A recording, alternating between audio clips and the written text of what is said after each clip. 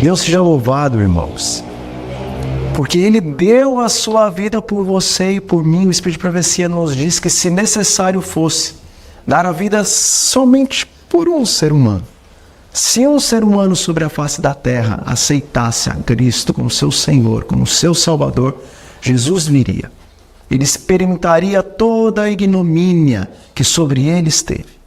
Ele experimentaria os açoites. Ele experimentaria o desprezo. Ele experimentaria a separação do Pai. Ele receberia sobre si os pecados.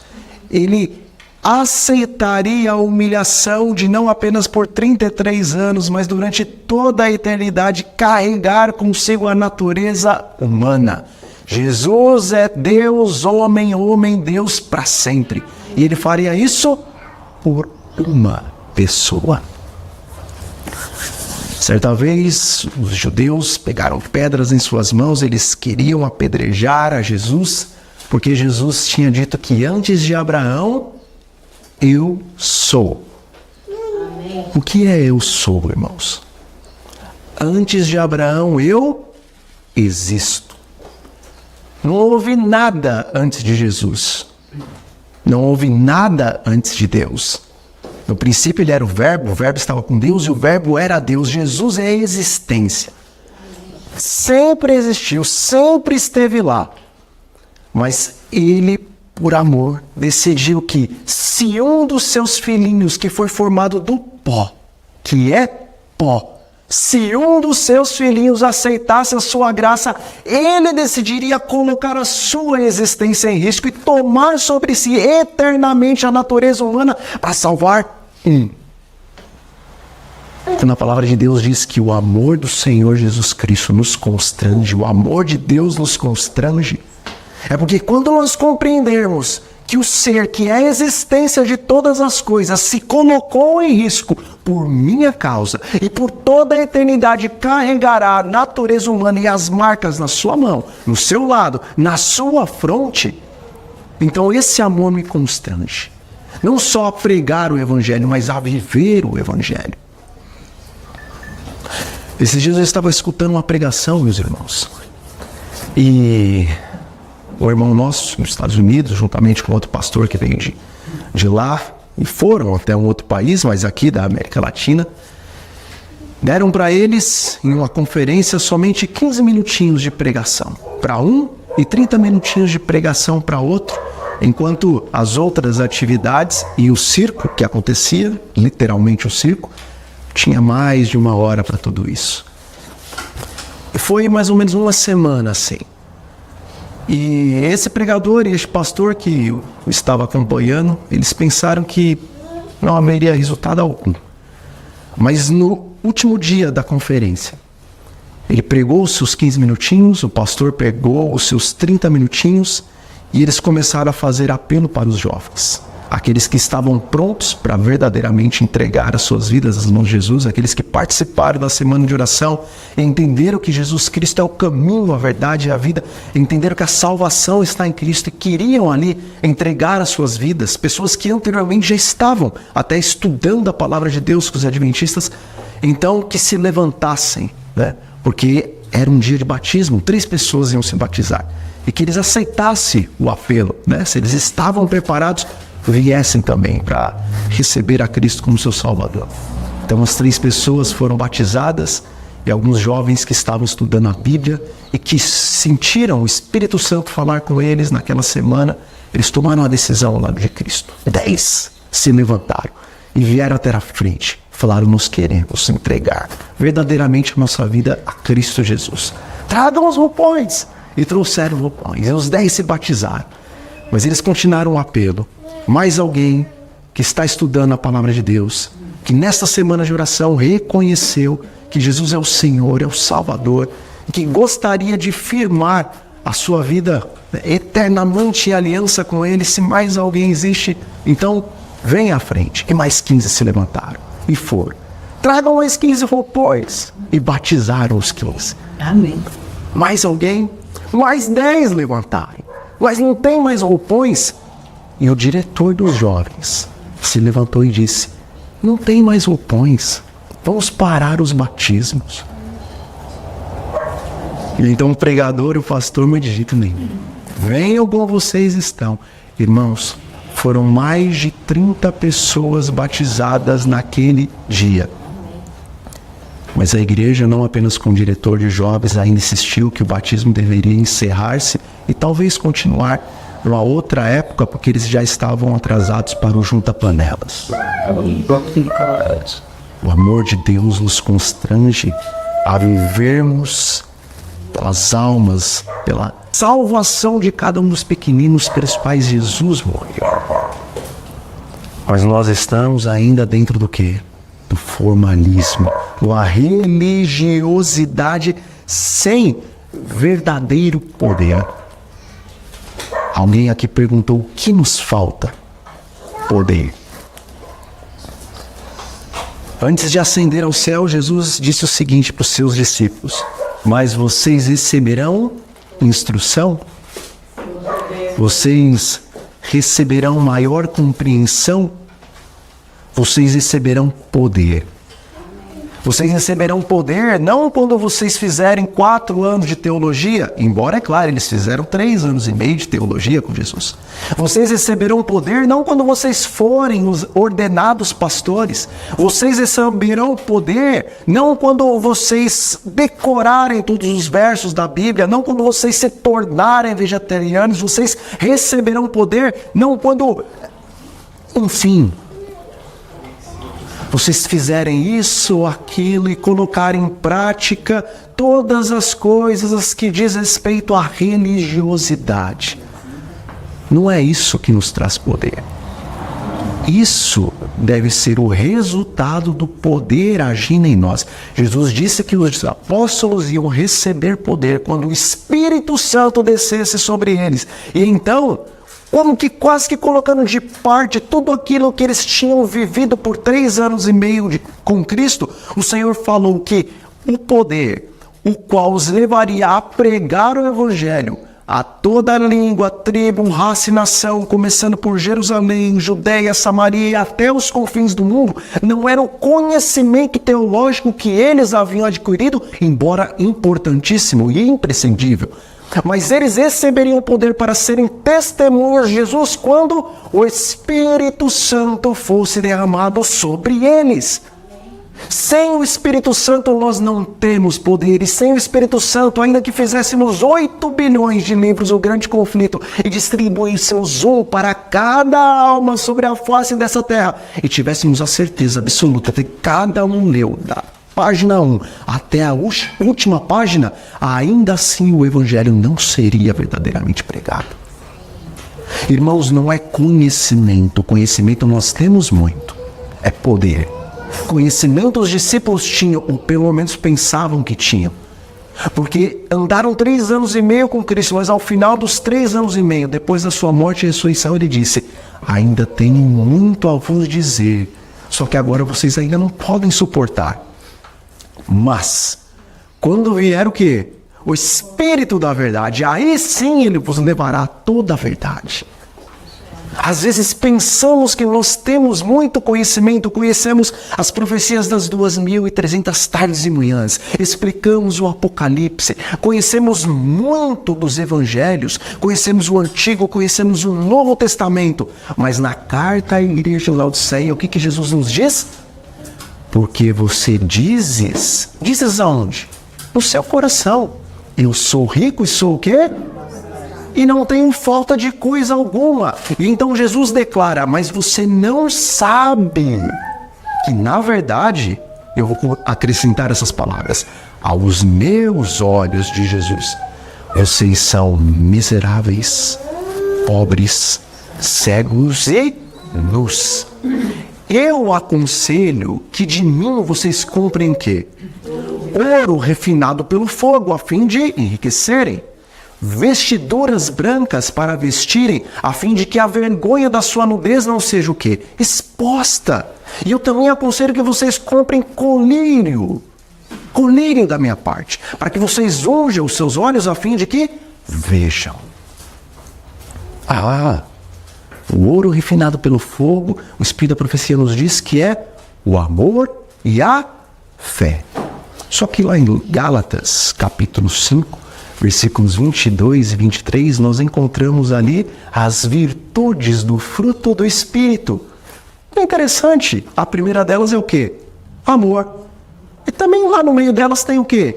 Fé.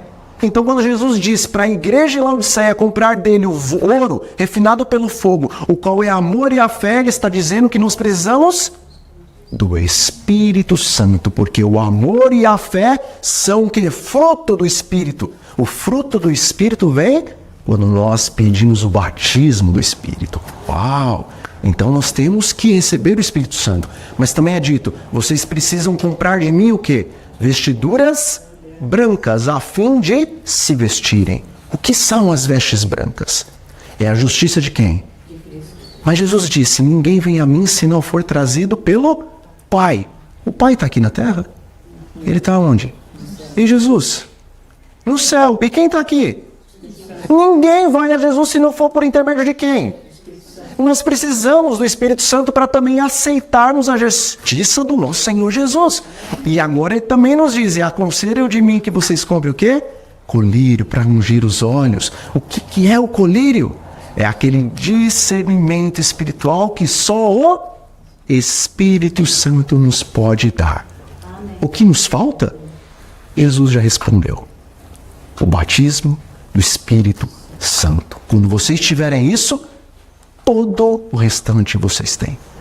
Diz o Espírito de Profecia em Testemunhos para Ministros e Obreiros Evangélicos, página 574 e 575. Essa bênção prometida, o batismo do Espírito Santo, se ela fosse requerida pela fé, ela traria todas as demais bênçãos em sua esteira. E ela deve ser dada liberalmente aos filhos de Deus. Mas, ela continua, pelas astutas ciladas do diabo, parece a mente do ser humano, a mente do povo de Deus, ser incapaz de compreender a sua promessa, incapaz de se apropriarem delas. Parecem pensar que apenas escassos chuviscos da graça de Deus devem cair sobre a alma sedenta. E ela termina dizendo, Deus espera o seu pedido e a sua recepção. Para o quê? Para o batismo do Espírito Santo. A bênção que traz juntamente com ela, quantas? Todas as demais bênçãos. Está faltando amor? Pede o batismo do Espírito Santo. Está faltando fé? Pede o batismo do Espírito Santo. Está faltando compaixão, bondade, benignidade? Peça o batismo do Espírito Santo. Está faltando meios para construir uma igreja? Ué, o que vale uma igreja se não tem membros? E os membros só vêm pelo batismo do Espírito Santo. Peça o batismo do Espírito Santo e diga, Senhor, a gente quer que o povo dessa cidade, que é sincero, esteja conosco. E nós precisamos de uma localidade, não apenas para nos congregarmos, mas para trazer aqueles os quais serão por nós alcançados por intermédio do seu poder. Peça o batismo do Espírito Santo e também as condições para construir uma igreja. Deus envia qualquer coisa. Todas as demais coisas vêm através do quê? Do batismo do Espírito Santo. E por que não falamos disso? Ou por que falamos tão pouco? Na mesma página, 574, de Testemunhos aos Ministros e Obreiros Evangélicos, ali nos é dito que não apenas porque isso é uma astúcia de Satanás, mas ali é dito que muitas promessas que são boas, que estão na palavra de Deus, elas são apresentadas daqui da frente. E cria-se em nosso coração uma expectativa para receber essas bênçãos. E começamos a orar por elas. Começamos a trabalhar por elas. Mas ela diz, a mais importante das bênçãos, a qual vai dar força, a qual vai dar poder para toda a obra evangelística, o batismo do Espírito Santo, quase não falamos dela. É como se ela fosse para daqui a algum tempo no futuro. Então, nos empolgamos com as bênçãos, as quais foram apresentadas, buscamos elas, mas a bênção que realmente precisamos, essa é a que menos conhecemos na prática em nossa vida. O que falta para vocês? O que falta para mim? o batismo do Espírito Santo. Lá em Lucas, capítulo 11, versículos 9 a 13, disse o mestre: pedi, buscai, batei, porque todo é todo. Todo que pede, recebe. O que busca, e ao que bate, abrir-se-lhe a porta. E aí ele faz uma parábolazinha. Olha, se o filho de vocês pedissem pão, porventura vocês dariam pedra para ele? E se o filho de vocês pedisse ovo, vocês iam dar no lugar do ovo um escorpião? Mas agora se ele pedisse peixe, no lugar de peixe vocês iam dar cobra? Não. Ora, se vocês que são maus sabem dar as boas coisas para os vossos filhos, quanto mais o vosso Pai Celestial dará o quê? O Espírito Santo àqueles que lhe pedirem. Esse é o desejo de Deus para conosco. A nossa santificação está escrito na palavra de Deus, e nós somos santificados pelo Espírito que é santo. É isso que nos falta, é tão simples que parece que nós não entendemos. Irmãos, o que falta nesta igreja é poder. E o poder vem de Deus. Só existem dois poderes no universo. E nesse grande conflito, o de Deus e o do diabo. O poder do diabo nos leva à mornidão. O poder do diabo nos leva ao caminho da esquerda, que é o do liberalismo. O poder do diabo também nos leva ao caminho da direita, que é o do fanatismo. Mas o poder de Deus nos leva ao reto caminho, ao estreito caminho, à porta estreita, a qual nós andamos por ela, e o final dela é vida eterna e salvação. Nós precisamos buscar o poder de Deus. E como? Pela fé. Pela fé vocês são salvos. Pela graça vocês são salvos. Mediante o quê? A fé. E o batismo do Espírito Santo, como nós recebemos? É pelas obras. Não é pelas obras, meus irmãos. Nós recebemos o batismo do Espírito Santo pela fé. Peça e lhe será dado. Não martire-se e você vai receber. Busque. Como que eu busco? Lendo, orando, estando na igreja, estando em reuniões de oração. Isso é buscar, ir atrás. E o que é bater? Bater é insistir. Insistir junto à porta do céu. Senhor, abre as comportas do céu. Derrama sobre mim o Espírito. Derrama sobre mim o poder. Inflama-me do amor, o qual o coração dos apóstolos estava inflamado. O Senhor disse para a sua profetisa que os discípulos eles foram impelidos pelo Espírito Santo a irem pregar o Evangelho. Não precisavam os líderes, até porque eles eram os líderes, não precisavam os líderes estarem, olha, tal dia nós teremos uma distribuição de livros, por favor, irmãos, venham à igreja. Nós vamos até ter um junta-panela, quem distribuir mais livro vai ter até um presentinho. E vem 1, 2, 3, gato pingado.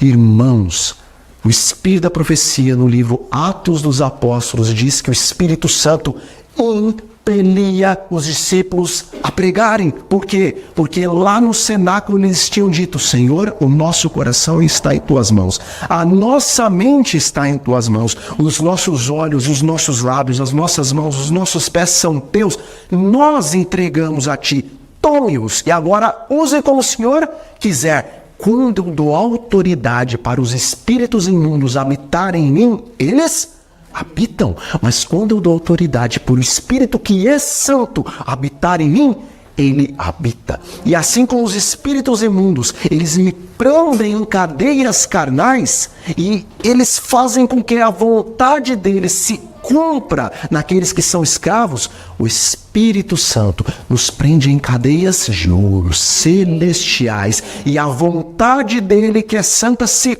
cumpre naqueles seus filhos que entregam as suas vidas ao Senhor. É isso que nos falta fé para crer que quando nós pedimos, recebemos. Quando? Agora. Quando? hoje. Fé para crer que quando nós buscamos em oração, insistimos, e como disse a minha esposa, tal como está em Eventos Finais, página 163, daquele livrinho menor, quando importunamos a Deus, Ele abre o sorriso, Ele faz o quê? Derrama o Espírito Santo sobre nós. É pela fé que nós recebemos a graça, é pela fé que nós recebemos o batismo do Espírito Santo. O que vai fazer a diferença em sua vida? O batismo do Espírito Santo. Amém. Veja as virgens prudentes e as nécias. O que está escrito em Mateus 25. Havia um casamento e 10 virgens foram chamadas para então estar anunciando esse casamento e ali estar auxiliando aqueles que eram convidados a irem até a festa. Todas elas pegaram a sua lâmpada, mas o noivo se atrasou. E aí as 10 bosquenejaram, cochilaram, até que enfim elas vieram o quê? Dormir. Todas as 10 dormiram. Mas à meia-noite, o que é a meia-noite? É conhecida como a hora mais escura. A parábola ela fala o quê? De coisas espirituais. Se a hora mais escura, então é a hora mais escura da terra. A hora mais escura espiritualmente na terra. Então à meia-noite ouve-se um clamor. Aí vem o noivo. Quantas virgens se levantaram? Todas se levantaram. Todas acordaram porque elas escutaram o quê? Aí vem o noivo. Nós fomos chamadas para sermos virgens com as nossas lâmpadas justamente para preparar o caminho dos convidados do noivo. Então, se aí vem o noivo, vamos levantar. E todas elas fizeram o que com as suas lâmpadas?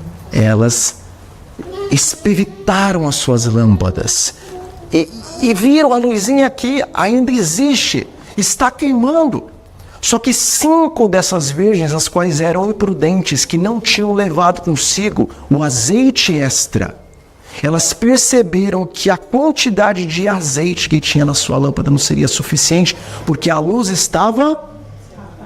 O que é a lâmpada, irmãos? Lâmpada para os... É a tua e luz para os meus caminhos. Todas as 10 tinham que lâmpada. Todas as 10 entendiam a profecia das 2.300 tardes e manhãs. Todas as 10 acreditavam na doutrina do santuário. Todas as 10 criam que Apocalipse 12, capítulo 12, versículo 17, está falando sobre a igreja que guarda os mandamentos de Deus e tem testemunho de Jesus, que é o quê? O espírito de profecia. Todas elas tinham a palavra. Todas elas sabiam falar alguma coisa a respeito das verdades presentes para os nossos dias.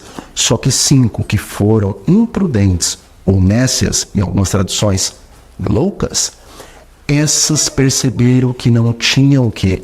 Azeite extra. O que é o azeite? É o Espírito Santo. Então elas disseram às prudentes: divida conosco do seu azeite, para que então a gente possa aí continuar a nossa obra, porque chegou a hora. E as prudentes disseram: não tem como, porque se a gente dividir, vai faltar para vocês e também vai faltar para nós. Então faz o seguinte, agora, meia-noite. Meia-noite tem alguma coisa aberta, irmãos? Hoje em dia, às vezes a gente encontra algum mercado 24 horas, mas naqueles tempos, tinha alguma coisa aberta à meia-noite? Olha, mas, não sei, vê aí, você consegue comprar com quem vende? Quem vende o azeite? Era algum comerciante? Em termos espirituais, quem tinha vendido o azeite para aquelas virgens? O próprio Senhor. Porque Jesus, quando sobe aos céus, ele recebe dons.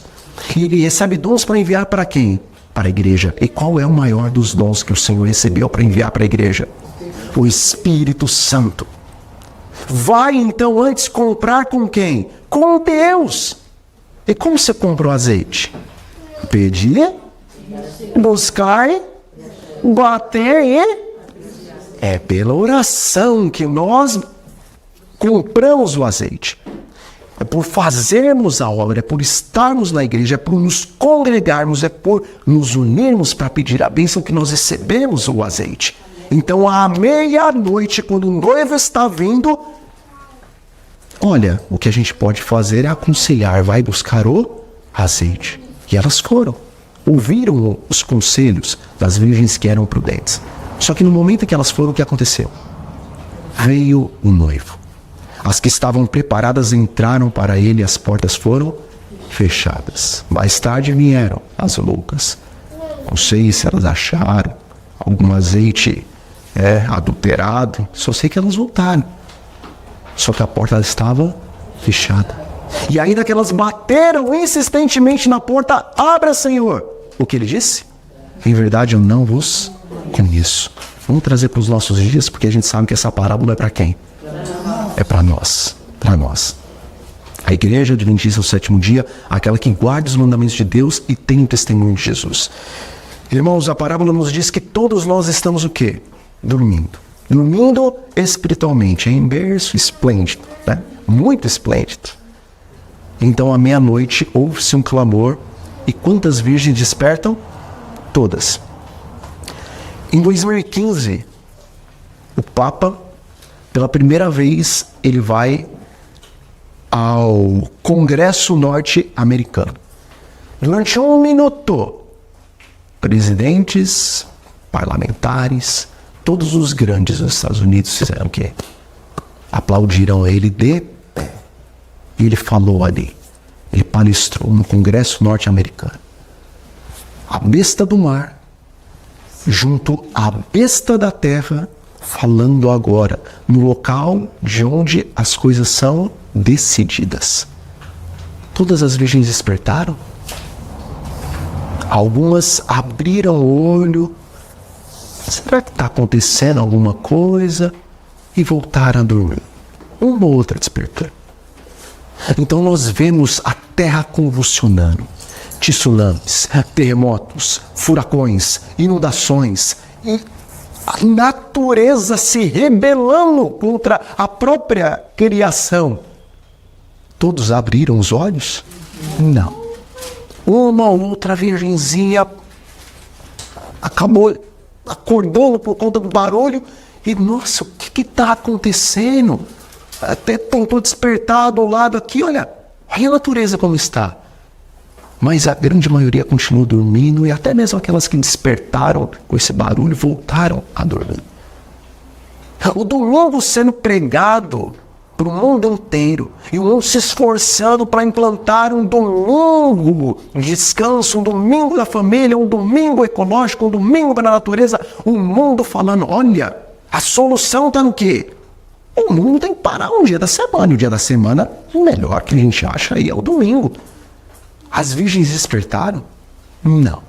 Uma ou outra começou a alertar ali e tal. A grande maioria permaneceu o quê? Dormindo. Irmãos, sejam sinceros. E eu sei que vocês vão saber me responder corretamente. Qual é o único evento que todas as virgens vão falar, opa, chegou a hora. Vamos pegar a nossa palavra, as nossas lâmpadas e vamos embora pregar a verdade presente. Qual que é esse evento? O decreto dominical. É o único evento que todas as virgens despertam.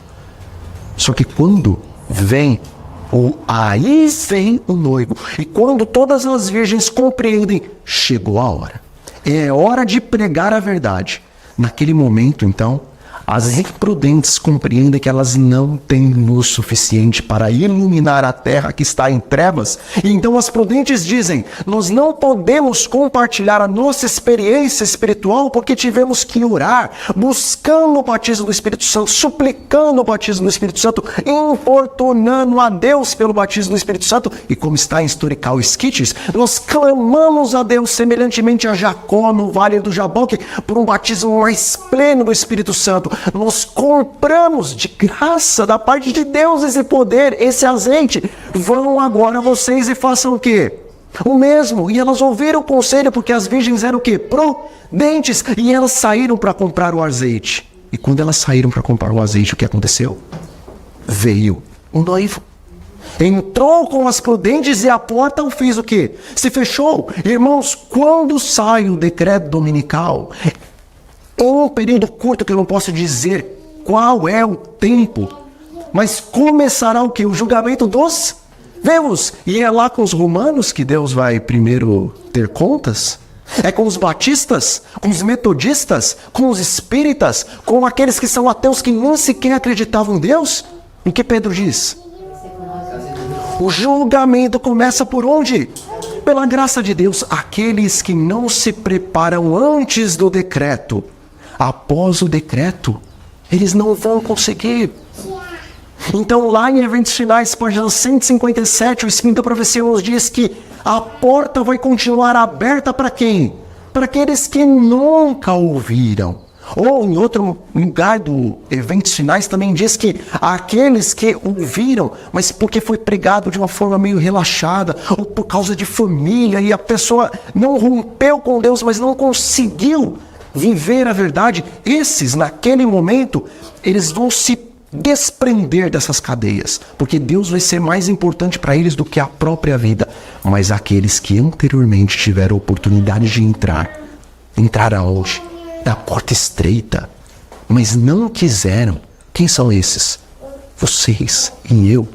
Para esses, diz a profecia, a porta será o quê? Fechada. E a parábola das 10 virgens confirma.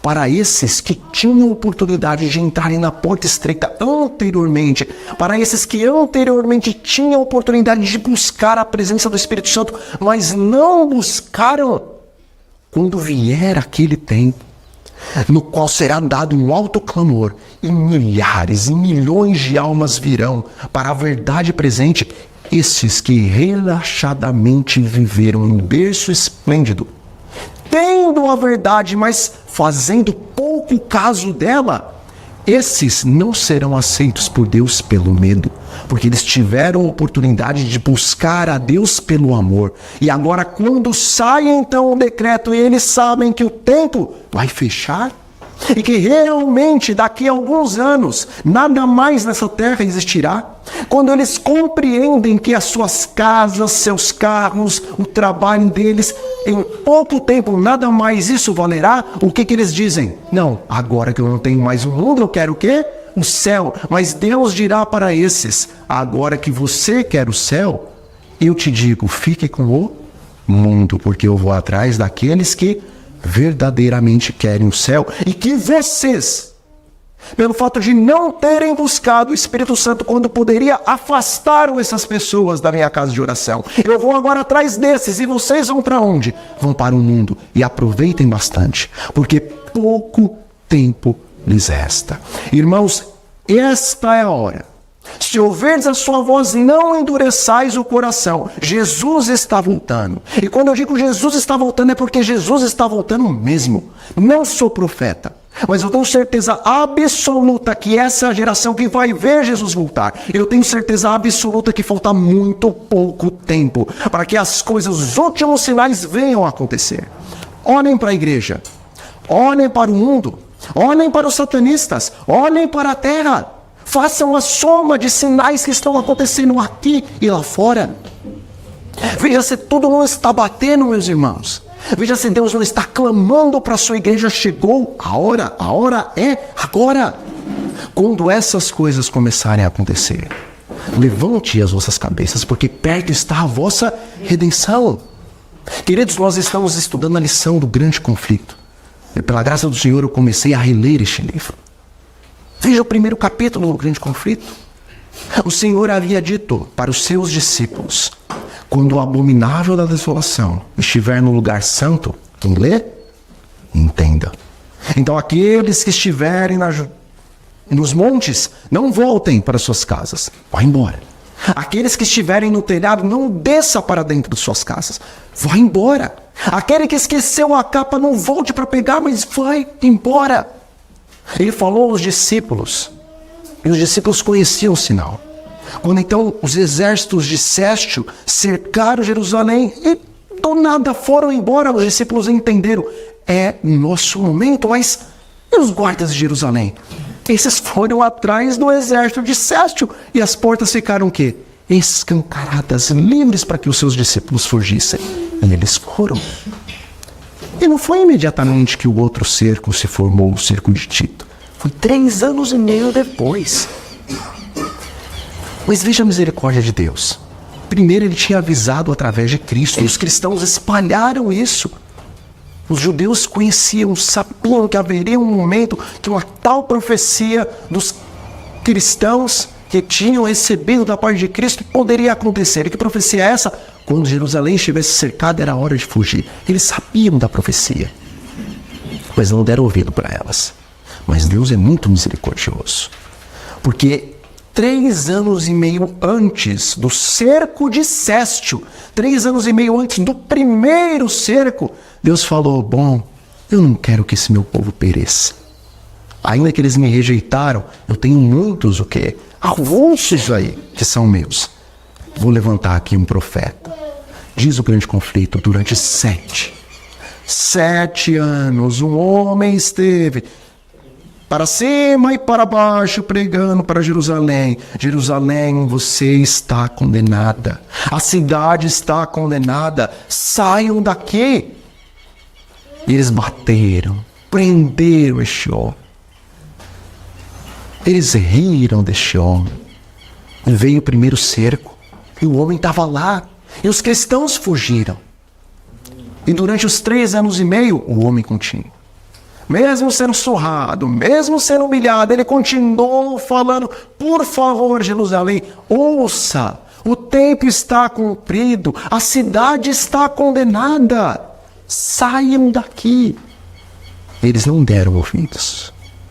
Então Deus falou: basta? Não.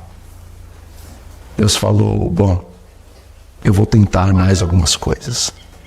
Durante a madrugada, diz o Espírito de Profecia, os sacerdotes que estavam ali trabalhando na casa de Deus escutavam vozes medonhas e sobrenaturais gritando: a cidade está condenada, saiam daqui.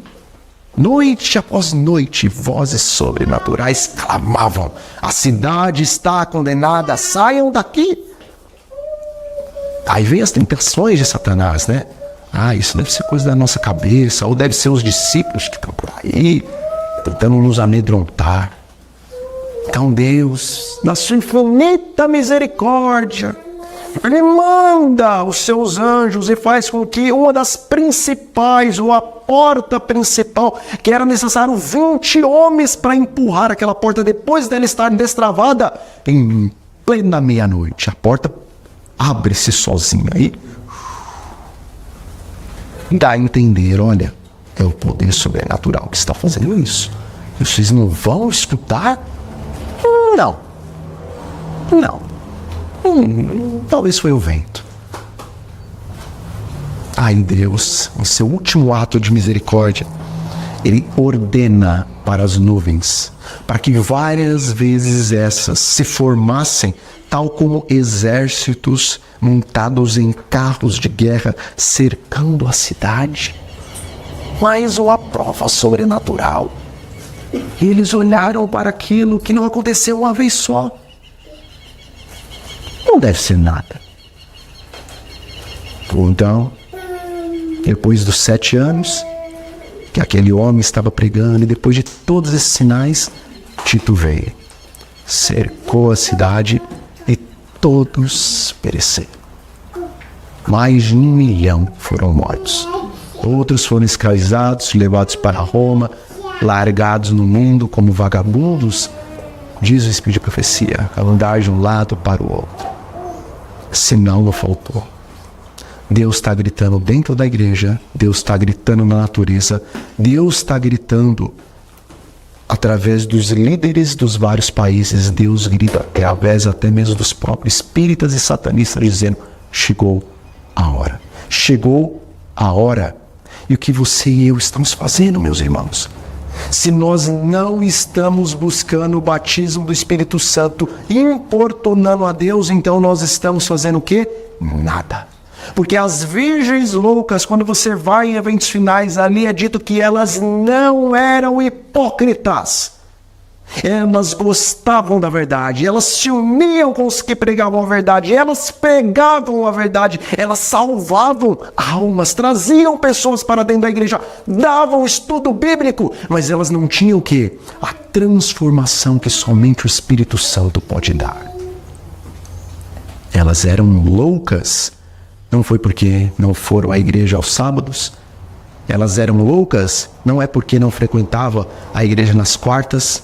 Elas eram loucas, não é porque não frequentavam a igreja aos domingos, não era porque não davam dízimos e ofertas. Elas eram loucas porque elas não buscavam o batismo do Espírito Santo. É esse o motivo que tornava as virgens loucas, porque doutrinariamente elas eram semelhantes às prudentes. Eu não vou pedir para vocês levantarem as mãos, mas façam a introspecção. Você é louco ou você é prudente? Pedir o batismo do Espírito Santo não é acordar de manhã e durante um minuto falar: Senhor, batiza-me com o Espírito Santo. E pedir mais umas 20 outras bênçãos para este mundo e sair para o trabalho e no outro dia pedir de novo. Irmãos, se vocês estivessem numa tempestade, no meio do mar, e a embarcação a qual vocês estavam viesse a naufragar, e próximo a vocês houvessem coletes, boias salva-vidas, qual seria a atitude de vocês? Mesmo se você nunca tivesse aprendido a nadar na sua vida, você ia lutar para chegar até um desses coletes, até uma dessas boias, porque delas dependia o quê? A sua vida física.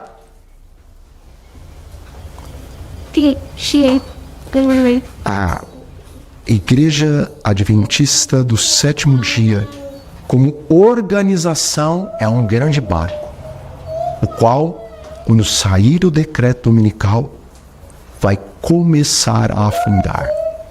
Não vai haver uma oitava igreja, mas a instituição, ela vai ser impedida de existir. Nós coexistiremos como adventistas aonde? No coração, e nos reunindo em grupos, em casas, em lugares afastados, mas esta placa, essa organização, a palavra de Deus diz que essa vai o quê? Afundar. Colete salva-vidas não é o meu irmão, não são as virgens prudentes. Colete salva-vidas é o Espírito Santo.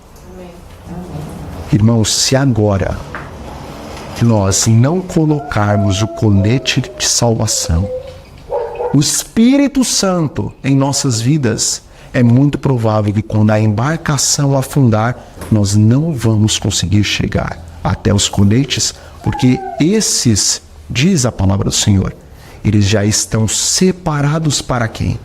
Para aqueles que nunca antes ouviram que deviam vestir o colete. Para aqueles que nunca antes aceitaram ou ouviram do adventismo. Esses receberão os coletes salva-vidas. Esses são os trabalhadores da última hora. Mas aqueles que podem agora vestir o colete, que têm a certeza absoluta que o navio vai afundar, mas não querem vestir. Mas eles preferem continuar a fazer as obras gostosas e maravilhosas que existem dentro do navio e participar das festas e das piscinas e dos comes e bebes e dos cassinos que existem no navio, porque virtualmente, mesmo em nossa igreja, existem também as coisas as quais agradam a carne e não o espírito.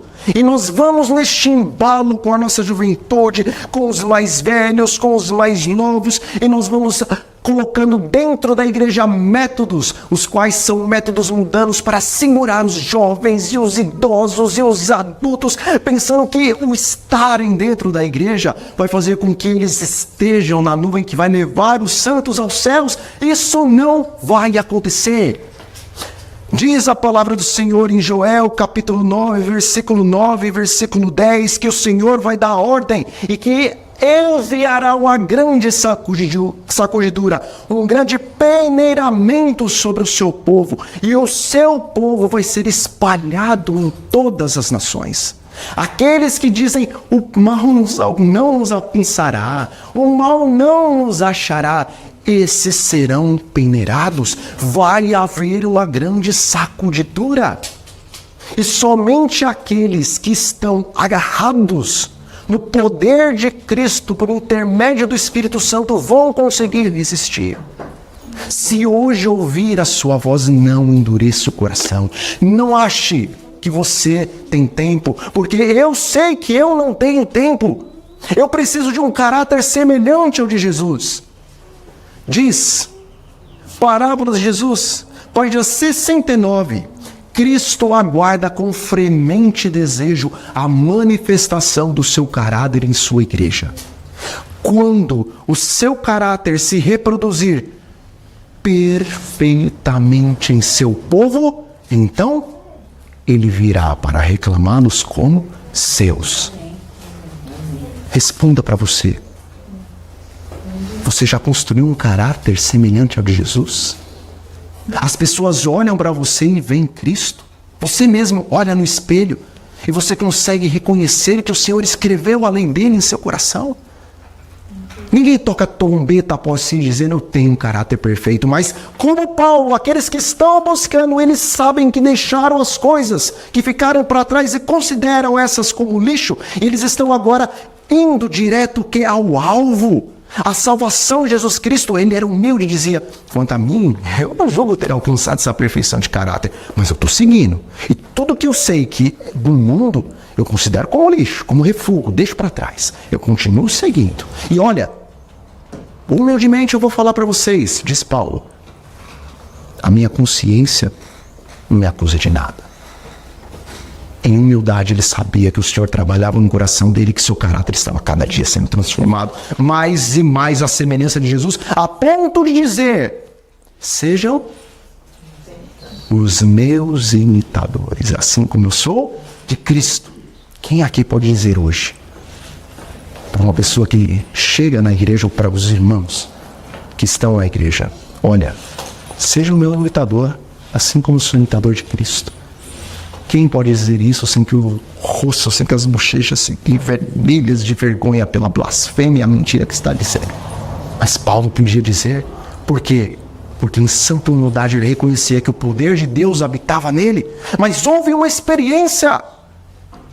Paulo dizia, aquilo que eu quero fazer e aquilo que eu não quero fazer, ai de mim, miserável homem que eu sou, quem vai me livrar do corpo dessa morte? E era assim a vida de Paulo, essa lamentação, ai de mim, porque não consigo fazer o que eu quero e eu faço o que eu não quero? Não. Paulo também dizia, mas eu esmurro a minha carne e a reduzo o quê? A servidão. E então mais para frente, o que Paulo pode dizer em santa humildade? Agora já não é mais o Paulo que... Agora já não eu, mas quem vive? Mas Cristo vive em mim. Cristo está no céu, irmãos. Como que Cristo vivia nele? Vivia através da terceira pessoa da divindade, o Espírito Santo. Cristo vive em mim. E o viver que eu vivo nessa carne. O que Paulo estava querendo dizer quando ele disse o viver que eu vivo nessa carne? Não é o próprio apóstolo que fala que na carne nós temos o quê? A lei do pecado e da morte. Ele estava dizendo, nessa carne, onde a lei do pecado e da morte impera, eu vivo pela fé no Filho do Homem. Já não sou mais eu. Já não é mais o pecado que domina. Já não é mais o pecado que comanda. Quem é que comanda? Jesus, através do Espírito Santo. Amigos, estamos vivendo nos últimos instantes da história do grande conflito. E nesse exato momento, o que a igreja mais necessita é do batismo do Espírito Santo. Peça hoje mesmo através desse número de WhatsApp seu livro digital, 21 Dias de Poder, e receba hoje mesmo gratuitamente em seu celular. Não seja como as virgens loucas. Aprenda através desse livro digital a buscar o divino azeite.